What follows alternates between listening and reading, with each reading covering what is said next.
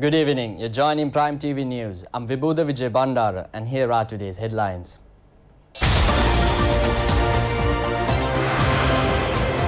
Shania Besekara's service suspended.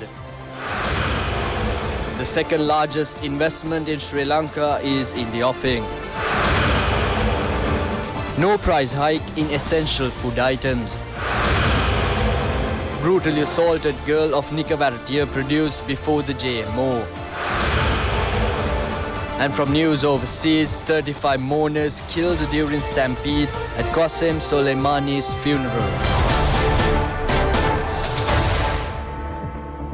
And now for news in detail. Service of former director of the CID, Shania Besekara, has been suspended with immediate effect.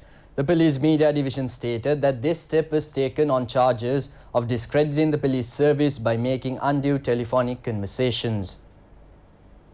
And now moving on, State Minister Lakshman Yapa Abeyewardene says that the second largest investment in Sri Lanka is the development project to be carried out in between the Bere Lake and the Shangri-La Hotel. He said this at a press conference held at the Information Department. Lakshman Yapa Abeyewardene said that the land had been released for 99 years. Lakshman Yapa Abeyewardene said that the land had been leased for 99 years to build a 30-storied housing scheme with 700 houses, a shopping mall and several other new projects in the offing in line with the investment that are crucial to country's economic advancement. The land block to be leased is worth 78 billion rupees as per estimation done by the authorities. The minister mentioned that even though the agreements have not yet been signed, 18.5 billion rupees have already been paid to the government by the party to invest in the project. The minister noted that despite being the investment initially proposed in 2016, the previous government missed the opportunity. The state minister said that the president had approved the $250 million worth deal. State Minister Anura Priyadarshana Yapa says that the prices of essential food items will not be increased in the future. He further stated that there is a large quantity of rice in stocks to be supplied to the market without any shortage. The Minister of State made this statement while addressing the media in Kurunegala. Anura Priyadarshana Yapa said that even though certain varieties of rice are somewhat scarce, there is no shortage in rice stocks. He noted that the control price that had been introduced for rice was implemented in consequence to an agreement reached with the traders. Anura Priyadarshana Yapa pointed out that the Consumer Affairs Authority had been instructed to nab the errant traders who would violate the stipulated price.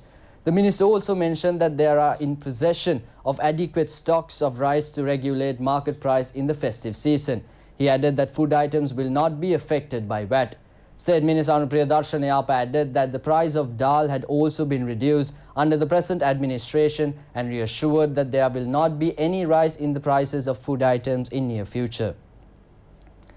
And an update from the Parliament, the government's policy statement was taken up for debate in Parliament today. President Gotabaya Rajapaksa presented the policy statement to Parliament on the 3rd of this month. The policy framework centered on prosperity is debated in the Parliament today and tomorrow. Former Deputy Minister Sarana Gunawardena, who was sentenced to 3 years in prison, was granted bail just hours after the verdict to sentence him to 3 years. He was accused of incurring losses to the government during his tenure as the chairman of the Development Lotteries Board. He was the chairman of the Development Lotteries Board during the period from 2005 to 2007. He had caused the damage to government by purchasing 3 vehicles violating due procedures. Colombo Chief Magistrate Lanka Jayaratne imposed the accused a fine of 300,000 in addition to the sentence after a lengthy trial. However, Sarana Gunawardena filed an appeal in this regard this afternoon and the Colombo Chief Magistrate ordered that he be released on bail. The Sri Lanka Transport Board has decided to double the financial assistance given to the funerals of victims of the Madolsima bus accident and provide all necessary facilities to those who were injured. Meanwhile, the driver of the bus has been remanded until the 16th. The Sri Lanka Transport Board has also commenced a separate investigation. A magistrate inquiry into the incident was held this morning. The SLTB bus was travelling from Badulla to Akiria when it crashed into a 250-foot precipice last evening. Among the dead are 2 school children. All those who were injured in the accident have been transferred to the Badulla Hospital from Passara Hospital. It is reported that 44 people are receiving treatments at the Badulla Hospital. The Deputy Director of the Badulla Hospital stated that the condition of 4 persons is serious. Immediately after the incident, personnel of the Special Task Force arrived at the scene and took part in the relief and inspection work. Meanwhile, Badulla Magistrate Chaminda Karunadasa conducted the inquiry. Police are urging the public not to visit the site of the incident as investigations are being interrupted. Minister Bandula Gunawardena states that the National Institute of Social Development will be taken over under the Ministry of Higher Education and will be converted into a chartered university.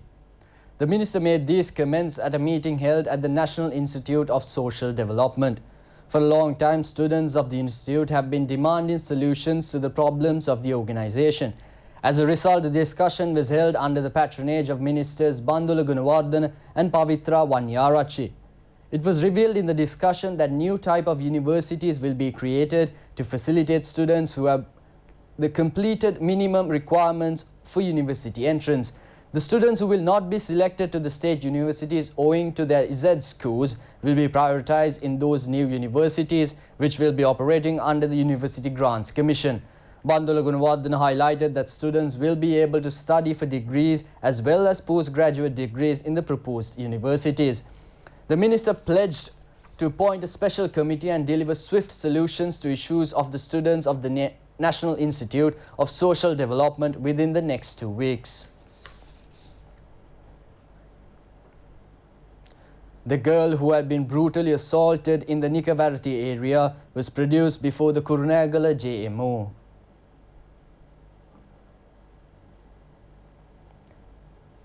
The assaulted girl has been subjected to several special investigations.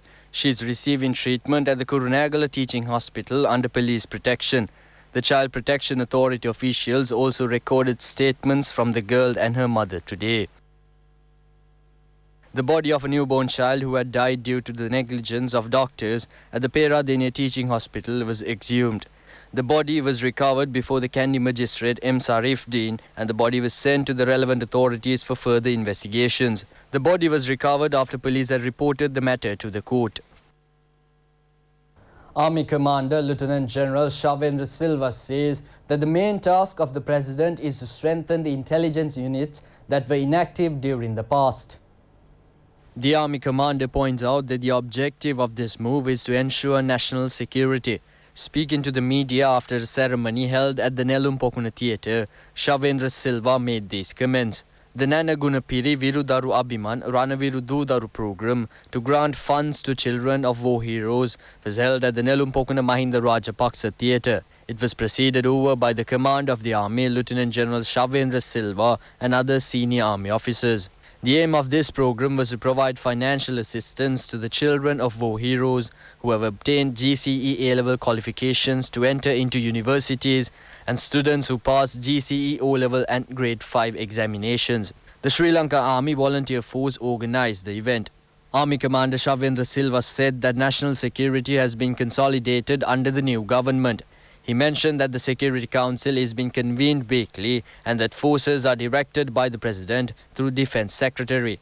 The Army Commander highlighted that the primary attention of the President has been drawn to bolster the intelligence services. It has been decided to continue the practical tests which will be held in addition to the Z score results in case of enrolling the students to the universities. The agreement on continuation of the practical test was reached during a discussion held between Minister Bandula Gunawardena and the University Students' Union. The chairman of the University Grants Commission, Professor Sampath Amaratunga, heads of the University of Visual and Performing Arts, ministry officials and student union representatives participated in the discussion held at the Ministry of Higher Education. Speaking further, the minister said that the era of tear gas and water cannon attacks will be ended by giving solutions to the problems of the students. He also promised to give long-term solutions to their hot-button issues. 508 graduates were given teaching appointments in Colombo. Graduates of the Western Province were granted the appointments in the occasion. Western Province Governor Sita Arambapola and State Minister Lasantha Alagiyavanna presided over the ceremony. The governor requested the new teachers to contribute to make a patriotic future generation.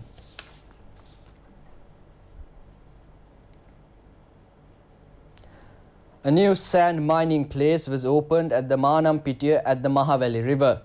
The Minister of State Roshan Ranasinghe states that the sand mafia in Polonnaruwa has been stopped with the launch of the new sand mining facility. The cost of transporting 3 cubes of sand from Manampitiya to Colombo was 65,000 rupees, with the monopoly practiced in the past.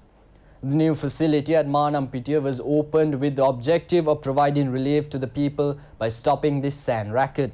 Accordingly, the cost of importing 3 cubes of sand has been reduced to 45,000 rupees from 60,000 rupees.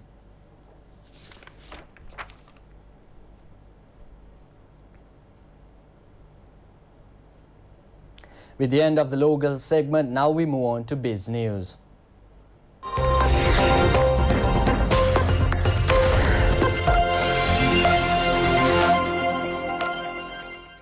Sri Lanka will ban maize and groundnut imports after January 15th in an attempt to protect local farmers who are benefiting from new investments into research and development and irrigation. The Field Crop Research and Development Institute at Maha Illu Pallama has developed a new variety of hybrid maize which produces a higher yield than the normal maize variety available. Maize is annually used to produce animal feed. Sri Lanka has imported 140,000 to 150,000 tons of maize annually over the past 5 years. The Department of Agriculture is currently conducting a program to further enhance domestic groundnut cultivation. The DOA has provided groundnut farmers in Mullaitivu with better irrigation systems and upgrades to existing facilities.